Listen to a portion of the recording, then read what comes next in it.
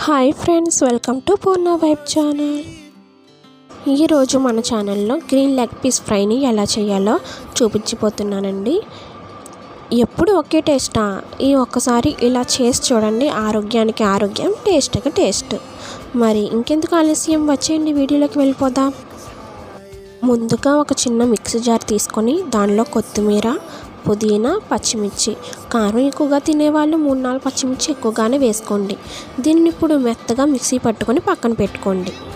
తరువాత లెగ్ పీసెస్ని తీసుకొని చాకుతో వీడియోలో చూపించినట్టుగా పీసెస్ని 2 వైపులా ఇలా ఘాట్లు పెట్టుకోండి.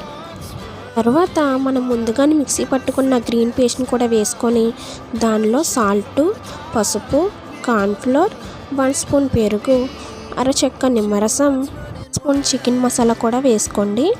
చిన్న వీడియో క్లిప్ అనేది కట్ అయిందండి, అందుకే మసాలా వేయడం అనేది చూపించలేదు. ఇలా వేసుకొని లెగ్ పీసెస్కి బాగా పట్టేటట్టు కలుపుకోండి.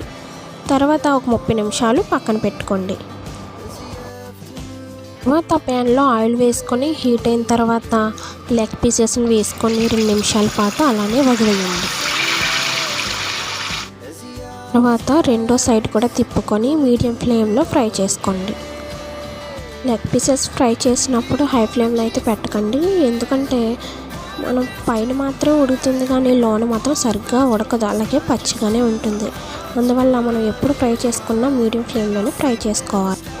అంతే, గ్రీన్ లెగ్ పీస్ ఫ్రై అనేది రెడీ అయిపోయిందండి. ఒక్కసారి ఇలా చేసి చూడండి, టేస్ట్ మాత్రం చాలా చాలా అయితే బాగుంటుంది. మీకు ఈ వీడియో నచ్చితే ఖచ్చితంగా సబ్స్క్రైబ్ చేయడం మాత్రం మర్చిపోద్దు ఫ్రెండ్స్.